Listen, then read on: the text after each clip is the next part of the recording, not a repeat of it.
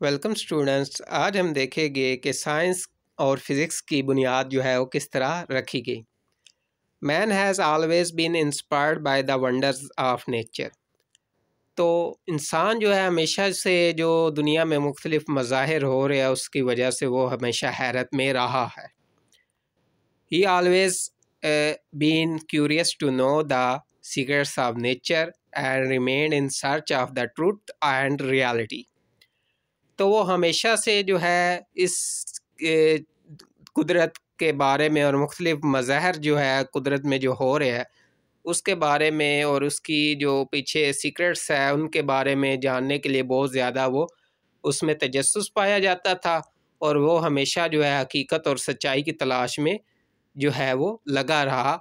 और उसने हकीकत और सच्चाई की हमेशा जो है यानी इस इन मज़ाहिर की वजह क्या है उनको जानने के लिए हमेशा वो जो है वो स्ट्रगल करता रहा, उनके बारे में कोशिश करता रहा।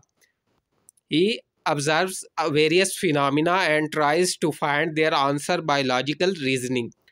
तो उसने कुदरत के मुख्तलिफ जो है मज़ाहिर उसके बारे में उसने मुशाहिदा किया और ट्राई की कि उनके जो है वो आंसर जो है उनके जो है जवाबात जो है जान सके। The knowledge gain through observation and experiment is called science.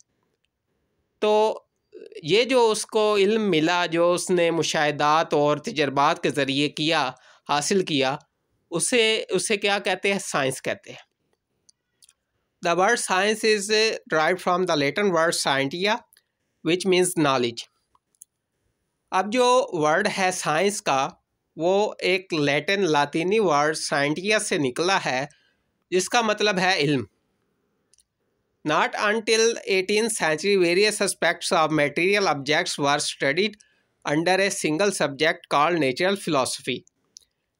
तो 18वीं सदी से 18वीं सदी तक जो है वो मुख्तलिफ जो है इल्म थे साइंस के वो एक ही सिंगल सब्जेक्ट में उसे पढ़ा जाता था जिसे नेचुरल फ़िलासफ़ी का नाम दिया गया।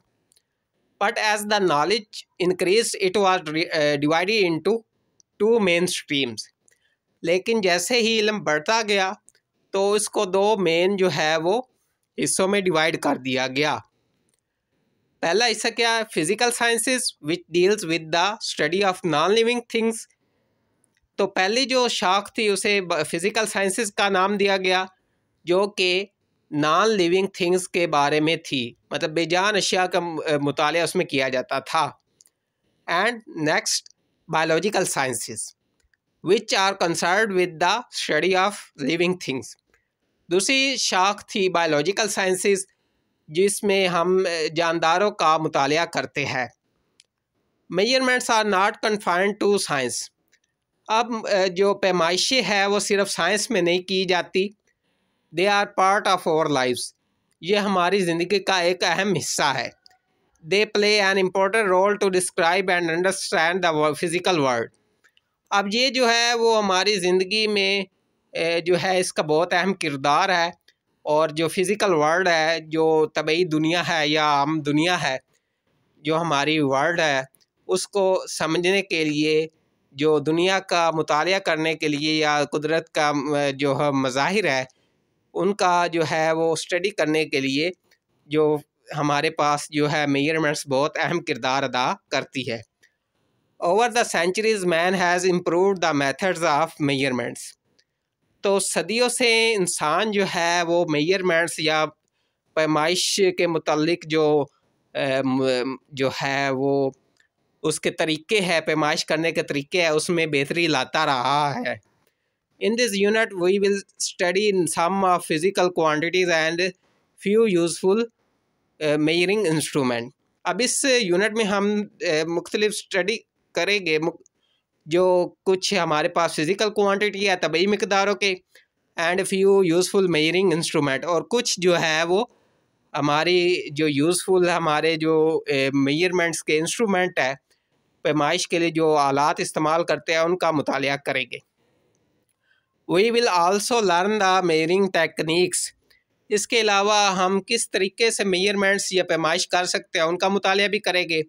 That enables us to measure various quantities accurately, जो हमें इस काबिल बनाती है कि हम जो है वो अपनी जो मुख्तलिफ जो है पैमाइशें है उसको बेहतर तरीके से या एक्यूरेटली जो है वो मेजर कर सके। तो ये था आज का टॉपिक हमारे पास। उम्मीद है आपको समझ आएगी। मिलते हैं नेक्स्ट लेक्चर में, तब तक अपना ख्याल रखिएगा।